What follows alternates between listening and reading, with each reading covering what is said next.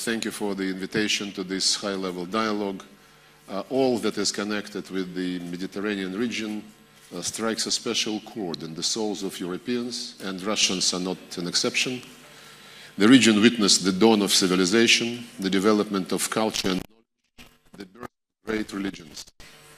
Its special way of life attracts people from the four corners of the world, and as scientists say, brings health and longevity. But it was also swept by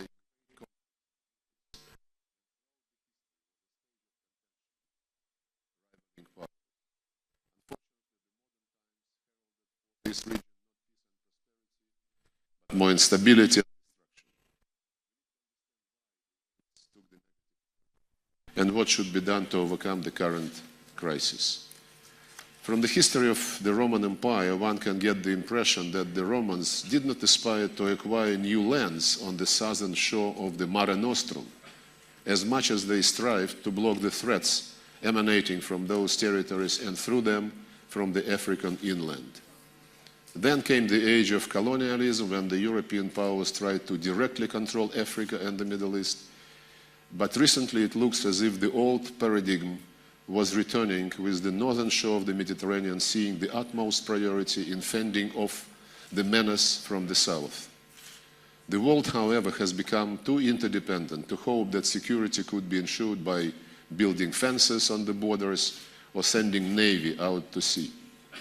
I believe it is broadly understood that the unprecedented migration crisis plaguing European states cannot be resolved unless there is a marked improvement of the situation in the countries that are now the source of the exodus. This is not to say that no attempts have been made to devise ways and means to ameliorate the state of affairs in the Mediterranean region. Various dialogue formats were created to promote development and cooperation. But all of them were far from being effective. The goal of peace and sustainable growth in the region remained elusive. During the Cold War, many believed that the standoff between the two superpowers was mainly responsible for the enduring conflicts in the Middle East. However, those conflicts, the Israeli-Palestinian one in the first place, turned out to be too complex and deep-rooted to be cured by the end of the bipolar international system. And it is now evident that the methods employed in dealing with that impasse were completely ineffective. The notion that the internal setup in Arab countries could be remodeled at will by outside forces was a product of misplaced unipolar ambitions and end-of-history attitudes. That notion was at the core of the negative trend unraveling in the Middle East and North Africa area and threatening to spiral completely out of control. It began with the 2003 invasion of Iraq, which was carried out despite our European and Arab warnings. It continued with the so-called Arab Spring, when our Western colleagues encouraged democratic revolutions disregarding political realities, culture, and traditions of the Arab societies. In their reformist zeal, NATO members went to the point of open military intervention in Libya in blatant violation of the UN Security Council resolutions. Yet the Arab peoples wanted change, but they did not want death, destruction, and collapse of their economies, their homes, and their countries caused by interference from abroad.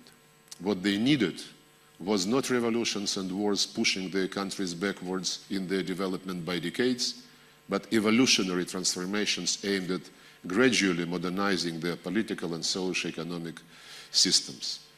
Democratic reforms should have been allowed to develop inside the Arab societies at a pace chosen by the people themselves.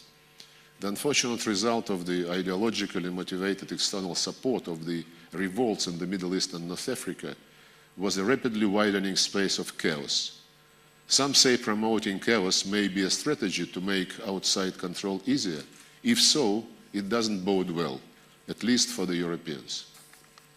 In Libya, state structures practically ceased to exist. We wholeheartedly support UN-led efforts to assist national reconciliation in Libya, and will do our best to contribute to the conference that is convened in Rome after tomorrow.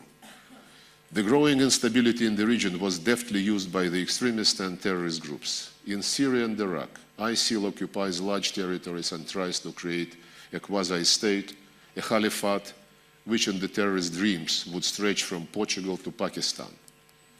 Radicals commit barbaric acts of violence, are engaged in beheading people, hostage-taking. They make life impossible for everyone who does not share their murderous ideology. And they demeanor Islam as a great world religion. No one should make a mistake of believing that terrorists can be used for whatever political purposes, for example, a regime change in Damascus or elsewhere, and can be later swept away from the chessboard. Surely they accept financial, military, and any other aid they can get, but they are ready to turn their back on their sponsors at any moment when they deem it necessary. We have seen it in Afghanistan with Al-Qaeda, and we will see it again.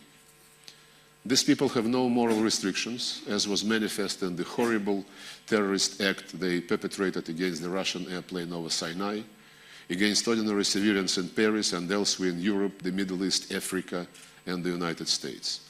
Indiscriminate killing is their main weapon, and they will not hesitate to continue to use it. So what we need most at this juncture is a clear-eyed approach towards the developments to the south of Europe's boundaries.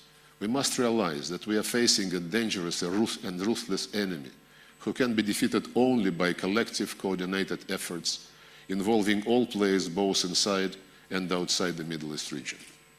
We should never underestimate the trouble terrorists can bring to all our countries employing modern technology. And we should not forget that there are many thousands of fighters in the ranks of ISIL and other terrorist groups who come from abroad, including the European Union countries, Russia, and our neighbors.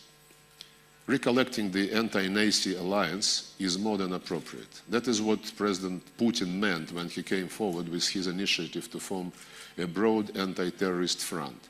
We firmly believe that everyone should accept this as the foremost priority, putting aside all secondary consideration. I will give you just one example. In Libya, despite a total UN arms embargo, some countries were openly supplying weapons to anti-Gaddafi opposition, including Islamists. But in a short while, those very people with those very weapons were among the radical rebels who wanted to seize Bamako in Mali, and the French had to engage their troops to defend the Malian capital. Just imagine what kind of challenge we would all face if ISIL or Nusra managed to occupy Damascus or another capital in the Middle East, what boost it would give to the extremist ideology. And who would then send armies to liberate those cities? That is why we were and remain convinced that trying to weaken both the terrorist and the Syrian government is a dubious strategy. It is quite evident that ISIL will not be defeated by airstrikes alone, and the Syrian army is a main force fighting the terrorists on the ground. Hence the decision to send Russian warplanes to Syria in response to the request from Damascus. And we believe that all forces that can be instrumental in fighting ISIL, including the Syrian army, the Kurdish militias, moderate groups of the Syrian opposition, and all those who are ready to help the ground operations from the air, should join the fight. Making anti-terrorist struggle successful means ending double play and any support to the extremists, not to mention protection of terrorists as it happened on the 24th of November when the Russian bomber on a counter-terrorist mission was attacked. The international community cannot close its eyes when somebody is playing a role of an accomplice of ISIL, providing to the terrorists, among other things, weapons, transit facilities, and having commercial deals with them. We insist that all this be stopped. And there is a growing demand that the Syrian-Turkish border must be closed as an immediate step. Certainly, for the fight against terrorists to be won, the military action must be coupled with the political process. Russia was at the forefront of efforts to define the principles on which the international community could lean in order to assist a negotiated solution of the Syrian crisis. These principles are reflected in the Geneva Communiqué, which was endorsed by the UN Security Council, and have been further developed in two Vienna documents. We want to see Syria as a sovereign, unified, non-sectarian, secular state where all ethnic or religious groups enjoy equal rights and opportunities. The key to success is unconditional respect of the main principle embodied in the Geneva and Vienna agreements. The future of Syria can be decided only by the Syrian people themselves. As agreed in Vienna, we should now cope with a two-pronged task to help the Syrian opposition to form a truly inclusive delegation for the talks with the Syrian government, and to define a list of terrorist organizations that are to be defeated by joint efforts and shall not be part of any ceasefire or political process. The war on terrorism is also being waged in the hearts and minds of people. No effort should be spared to demonstrate that terrorism has nothing to do with promoting genuine religious belief or with defending the rights of a confession.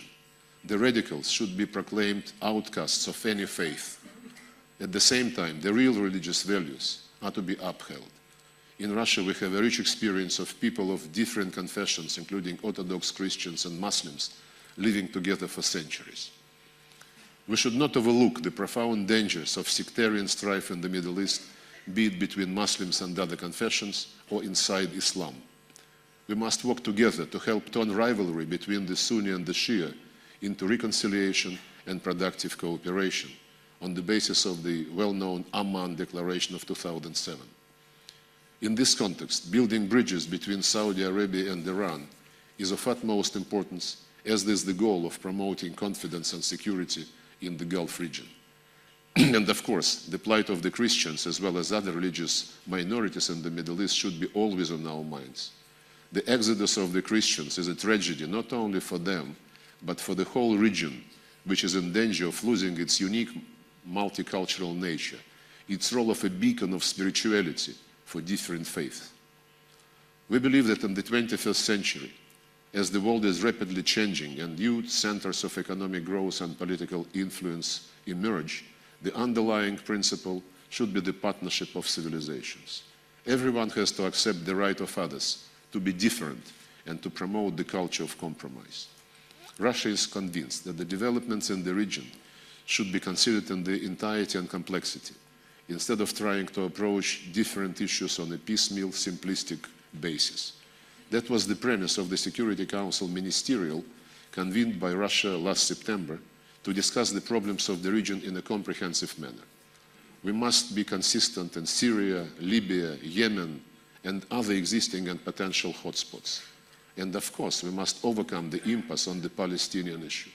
There is no doubt that arriving at long last at a sustainable, just and comprehensive two-state solution would do a lot to diffuse the narrative of the extremists and undermine the ideology and recruiting potential. Last but not least, uprooting terrorism involves efforts to assist the countries of the region in the endeavor to eliminate poverty and to return to the path of promoting economic growth and social justice. We reiterate our commitment to the goals endorsed in the UN 2030 Agenda for Sustainable Development. Russia stands ready for honest cooperation with all partners to stop the destructive course of events in our southern neighborhood. We pursue an open policy and do not have any hidden agenda. And as Fyodor Dostoevsky said, I quote, "A policy of honor and unselfishness is not only the highest, but maybe also the most profitable policy for a great nation, just because this policy is great." I thank you, and I'm ready to take your questions.